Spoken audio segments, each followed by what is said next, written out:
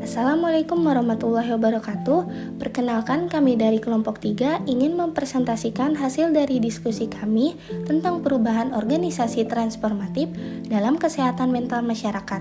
Saya ingin memperkenalkan kelompok kami dengan saya sendiri, Siti Rahma Husnul Khotimah dengan NIM 2308 10303, dan teman saya Nabila Marsyania Putri dengan NIM 2308 10406, Zahra Paki Ijati dengan NIM 2308 10430, Zakia Aja Abida dengan NIM 2308 10437, Dea Indah Maharani dengan NIM 2308 438. Di sini saya akan menjelaskan materi pertama, yaitu pendahuluan. Transformasi dalam kesehatan mental, yaitu pergeseran dari pendekatan klinis yang tradisional ke pendekatan yang lebih holistik dan berbasis komunitas.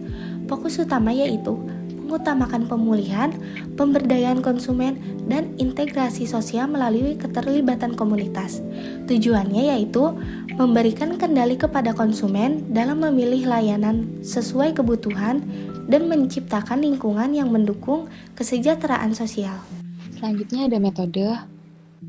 Metode ini menggunakan pendekatan kualitatif dengan tinjauan literatur dari buku Transformative Change in Community Mental Health.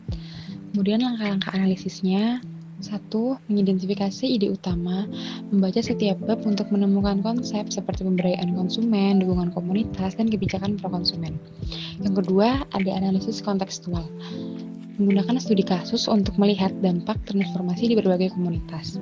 Hasil akhirnya, kesimpulan mengenai pentingnya transformasi yang berfokus pada pemulihan holistik dan pemberdayaan komunitas. Peran konsumen dalam proses pemulihan. Pergeseran peran konsumen dari penerima layanan pasif menjadi pengambil keputusan aktif. Framework for support, di mana konsumen bebas memilih dukungan sesuai kebutuhan.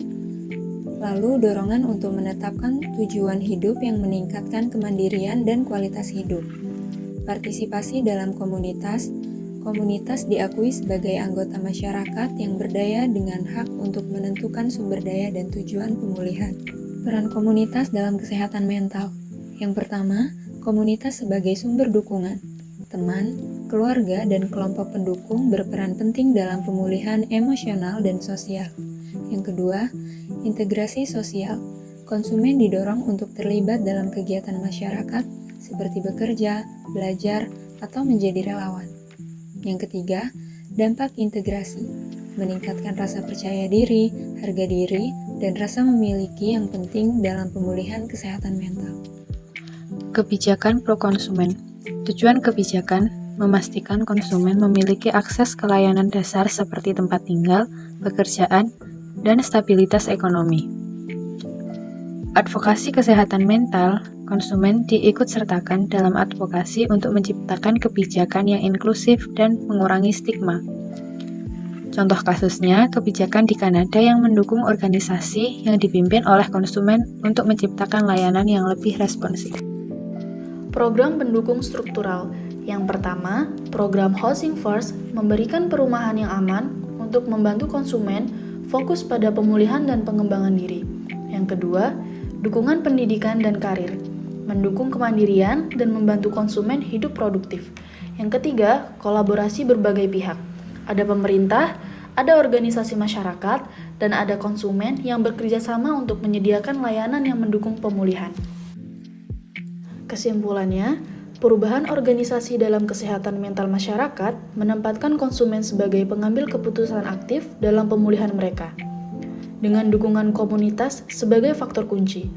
Kebijakan pro konsumen dan program seperti Housing First memperluas akses layanan, mengurangi stigma, dan meningkatkan kualitas hidup. Transformasi ini menciptakan lingkungan inklusif yang mendukung pemulihan holistik dan integrasi sosial yang lebih baik bagi setiap individu. Terima kasih atas perhatiannya. Kurang lebihnya apabila ada salah kata, kami mohon maaf.